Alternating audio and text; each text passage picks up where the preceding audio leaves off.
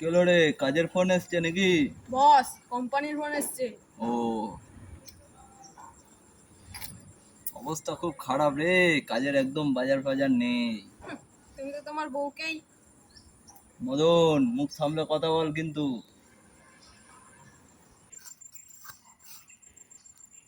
তো বস, প্রণাম বস, একজনকে দেখতে হবে।